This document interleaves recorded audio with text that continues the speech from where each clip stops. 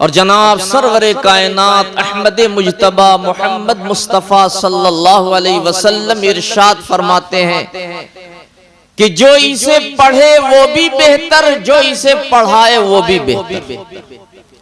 और जो कायनात में सबसे बेहतर है वो कहे कि ये पढ़ना पढ़ाना सबसे बेहतर, तो इससे और बेहतर कोई सनद दुनिया के अंदर आखिरत के अंदर नहीं हो सकती। नहायत कामिल मुकम्मल और पुख्ता सनद लग गई और मुहर लग गई कि दुनिया में अगर कोई काम सबसे बेहतर हो सकता है तो वो कुरान का पढ़ना और कुरान का पढ़ाना। और दुनिया के बाद बरज़ख की जब जिंदगी आएगी, जहां हाय वाय का मंजर होगा, कब्र की जिंदगी जहां आदम से लेकर इस दम तक के तमाम इंसान सोए पड़े हैं, अगर अल्लाह की नेमतें बरस रही हैं तो जन्नत का हिस्सा हासिल कर रहे हैं, और अगर सजाओं में मुब्तला हैं तो उनकी चीखों पुकार हम तक पहुंच नहीं पा रही, नहीं तो हम भी तड़पते उनकी पुकार को देखकर। वहां भी काम आने वाली ये चीज है। सैयदुल कौनैन जनाब मुहम्मदुर रसूलुल्लाह सल्लल्लाहु अलैहि वसल्लम इरशाद फरमाते हैं कि कब्र के अंदर कुरान और कुरान की तिलावत सिरहाने की तरफ सिपाही की तरह खड़ा होगा।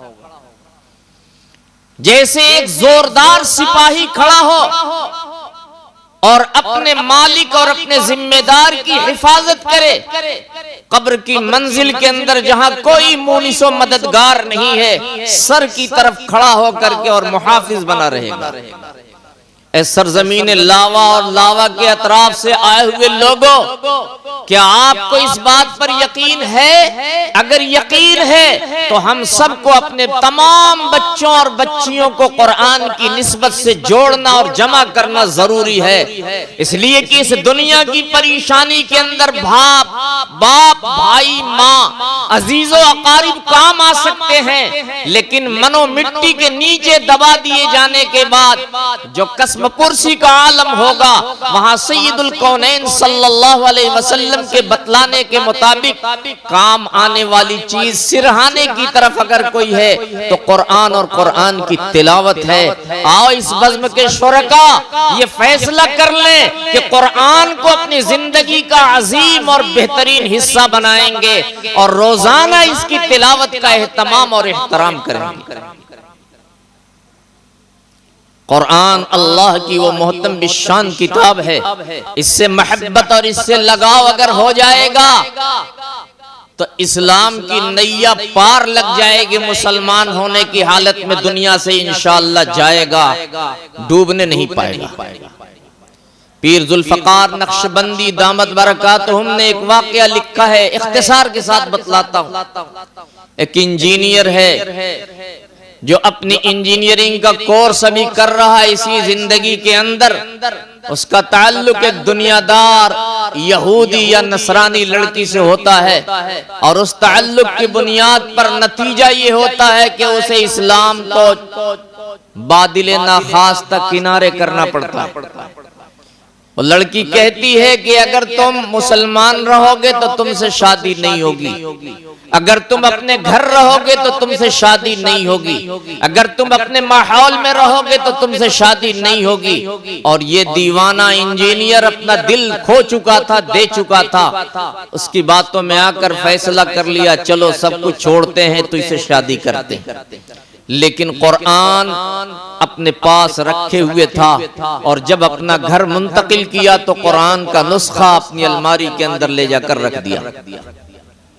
इंजीनियरिंग कोर्स की किताबें ले गया और उसी के साथ कुरान का वो नुस्खा भी ले गया और अलमारी के अंदर सजा करके और बचा करके रखा।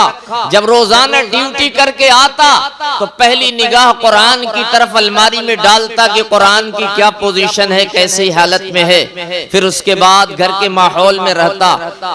एक वक्त गुजर गया और गुजरने के बाद एक दिन जब मुलाजमत करके और शाम को वापस आया तो अलमारी पे उसकी निगाह पड़ी, कुरान का नुस्खा नहीं देखा। अब क्या था, उसके दिल में ऐसी बेचैनी और बेकरारी हुई कि बेकरारी की कैफियत में बीवी से उसने मुतवज्जा मुखातब करके पूछा, यहाँ एक किताब रखी हुई थी, वो क्या हुई? उसने कहा आज मैंने मकान की सफाई की है और उस सफाई के साथ साथ अलमारी की भी सफाई की है और उसमें मैंने सफाई कर दी। जो गैर जरूरी चीजें समझी उसे ले जा करके कूड़े खाने में डाल दिया। इतना सुनना था, बिलबिला उठा और बिलबिलाने के अंदाज में बाहर गया और जल्दी से कुरान के उस नुस्खे को वहां से निकाला और निकाल करके अपने सीने से चिमटाया और अपनी आंखों से लगाया और उसकी वो चिंगारी ईमान वाली जो थोड़ी सी धुंधली सी पड़ी हुई थी, राख उस पर पड़ गई थी, जाग उठी और कुरान को लेकर के और मस्जिद की तरफ उसने रुख किया। बीवी को तलाक दिया और मस्जिद की तरफ रुख करके और आंसू बहाने लगा और अल्लाह से फरियाद करने लगा, ए अल्लाह मुझसे तो बड़ा कसूर हो गया, तू ही माफ करने वाला है, तू मुझे माफ कर दे। लिखा है पीर साहब ने, कुरान की मोहब्बत, कुरान का ताल्लुक, कुरान का लगाव उसके दिल में जो था, उसी लगाव की वजह से अल्लाह ने उसे ईमान की दौलत वापस कर दी।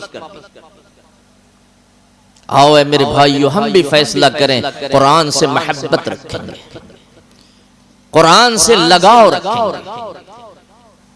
अहले कुरान की अल्लाह हिफाजत करेगा।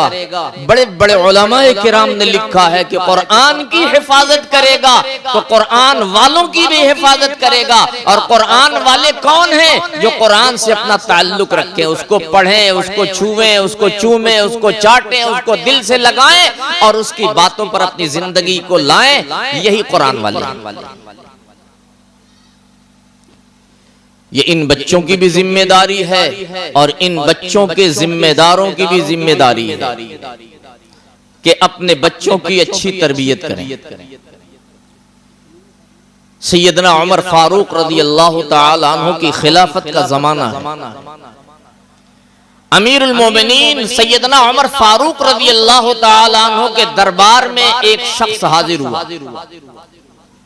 हाजिर होकर के अर्ज किया, अमीरुल मोमिनीन मेरा लड़का जवान है लेकिन मेरी बात नहीं मानता। सैयदना उमर फारूक रज़ी अल्लाह तआला अन्हु ने जब उसकी ये बात सुना तो ताज्जुब में पड़ गए कि ये खैरुल कुरून है, बेहतरीन जमाना है और इस जमाने के अंदर ऐसी शिकायत कि जवान बेटा अपने बाप की बात नहीं मानता। आज का वक्त होता तो कोई बात नहीं थी। आज तो बाप बेचारा डरते डरते मूड देखता है, बेटे का क्या मूड है, बेटे का क्या मूड है, कुछ काम कहने लायक है मूड या मूड नहीं है। मूड अगर ठीक है साहबजादे का तो वालिद साहब कुछ कहेंगे नर्म अंदाज के अंदर, और अगर मूड ठीक नहीं है तो अपने आप को बेचारे समेट लेंगे। भाई इस जमाने का यही हाल है ना। हमारी इताअत शारी, हमारी फर्माबरदारी, हमारी ताज़ीम, हमारी तौक़ीर अपने वालिदैन की किस कदर है हम खुद जानते हैं। अल्लाह हम सबको माफ फरमाए। अल्लाह ने कुरान में ऐलान किया है कि अल्लाह का ये फैसला है कि अल्लाह की सिर्फ इबादत हो और अल्लाह के बाद कायनात के अंदर खिदमत और हुकूक की अदायगी वालिदैन की हो। सैयदना उमर फारूक रज़ी अल्लाह तआला अन्हु ताज्जुब में पड़ गए और फरमाया बैठ है शख्स इसी मजलिस के अंदर बैठ। बाप को बिठाया और अपनी मजलिस से एक कासिद को भेजा, जाओ इनके लड़के को बुला लाओ। और कासिद गया और जाने के बाद लड़के से मुलाकात किया और कहा चलो आपको हजरत उमर बुला रहे रज़ी अल्लाह तआला। सैयदना उमर फारूक रज़ी अल्लाह तआला अन्हु के दरबार में वह शख्स हाजिर हुआ। 19 साल का नौजवान,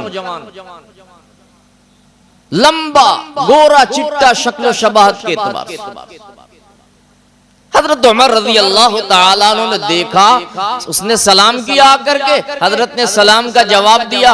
उसके बाद उससे पूछा कि बड़े मियाँ ये बताओ इस महफिल के अंदर ये जो फलां साहब बड़े मियाँ बैठे हुए हैं इन्हें पहचानते हो? उस लड़के ने कहा जी हाँ पहचानता हूँ। कहा कौन है ये? कहा ये मेरे अब्बू हैं। कहा तुम्हारे अब्बू हैं? कहा जी हाँ। फरमाया हजरत उमर रज़ी अल्लाह ताला अन्हु ने, क्या तुम इनका कहा नहीं मानते? इन्होंने आकर के तुम्हारी बात बताई है कि तुम इनकी बात नहीं मानते। उस बच्चे ने कहा, जी हां, मैं इनकी बात नहीं मानता। हजरत उमर और हैरत में गए। फिर हजरत उमर रज़ी अल्लाह ताला अन्हु ने फरमाया, ऐ साहबजादे, बाप की इताअत करना ये हक है। बाप का औलाद पर 3 हक है। हजरत उमर ने फरमाया, बाप का औलाद पर 3 हक है। उसने कहा, हजरत फरमा दें, मैं जान लूं। फरमाया, एक हक ये है कि वालिद बाप की खिदमत करे, दूसरा हक ये है कि बाप की इताअत करे, उसका कहा माने। इताअत करे, खिदमत करे, और तीसरा हक है उसकी ताजीम करे, तौकीर करे।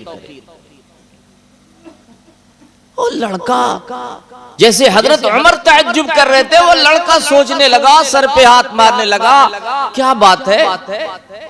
पूछा है, हजरत क्या बाप की इताअत हक है?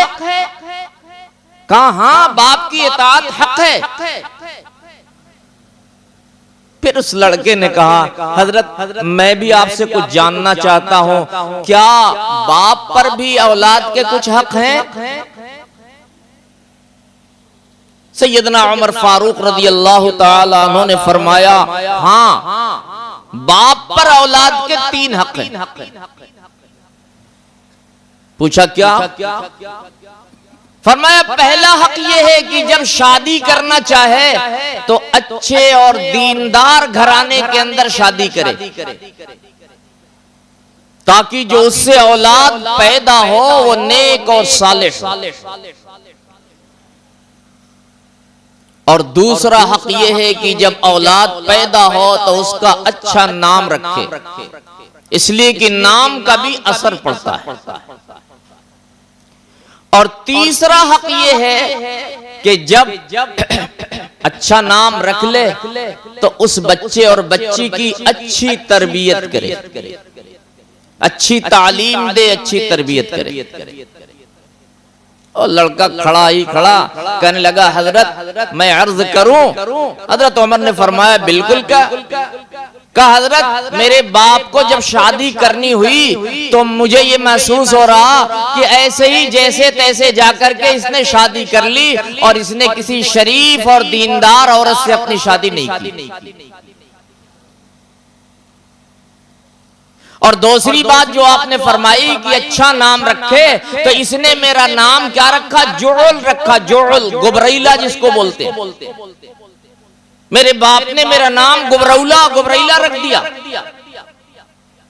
और तीसरी बात जो आपने फरमाई कि तालीम और तरबियत दे, उसका मामला आपके सामने है। अगर इसने मुझे तालीम दिलाई होती और मेरी तरबियत की होती तो मुझे पहले ये मालूम होता कि बाप की इताअत हक है औलाद पर।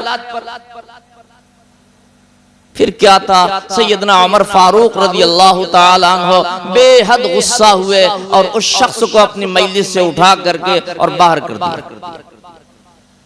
अर्ज करने का मंशा ये है कि जिम्मेदारों की ये जिम्मेदारी बनती है कि अपने औलाद की अच्छी तरबियत करें। अगर बबूल का पेड़ लगाएंगे तो फल कैसा निकलेगा? आम का। जैसा पेड़ लगाएंगे वैसा फल आएगा। अच्छी तालीम अगर दिलाएंगे, मदरसा इरफानिया के असातिज़ा और इनके जिम्मेदारों के हवाले करेंगे और वक्तन फवक्तन सुबह शाम अपने बच्चे की निगरानी रखेंगे कि मेरा बच्चा 6 घंटे के लिए इरफानिया मदरसा के सहन में गया तो वहां शाम तक क्या सीख करके आया, क्या हासिल किया, और फिर अगले दिन जा रहा है तो किस पोजीशन में जा रहा है? कुरान छूने की पोजीशन में है, किताब पढ़ने की पोजीशन में है, या ऐसे ही गंदे माहौल और गंदी जबान और गंदा कपड़ा पहन करके जा रहा है? इस जिम्मेदारी को रोजाना अगर निभाएंगे तो एक वक्त आएगा कि इन 27 बच्चों की फहरिस्त में इरफानिया के बच्चों के, हमारे मदरसा इरफानिया के सहन के अंदर इस लावा के बच्चे होंगे, और फिर वो उस कुरान की तिलावत करने वाले होंगे जिस कुरान को अल्लाह ने तमाम की तमाम मखलूकात में सबसे बेहतर मखलूक और उन सबसे बेहतर मखलूक के अफराद में, तमाम अफराद में से जनाब मुहम्मदुर रसूलुल्लाह सल्लल्लाहु अलैहि वसल्लम के क़ल्ब अतहर पे नादिल फरमाया, उस किताब का पढ़ने वाला वो बच्चा होगा। और फिर बरज़ख की जिंदगी के अंदर उसके सिरहाने वो कुरान उसके लिए खड़ा रहेगा, और फिर हश्र की मंजिल के अंदर भी उसकी सिफारिश करेगा और शफाअत करेगा, और अल्लाह उसकी शफाअत को कबूल करेगा।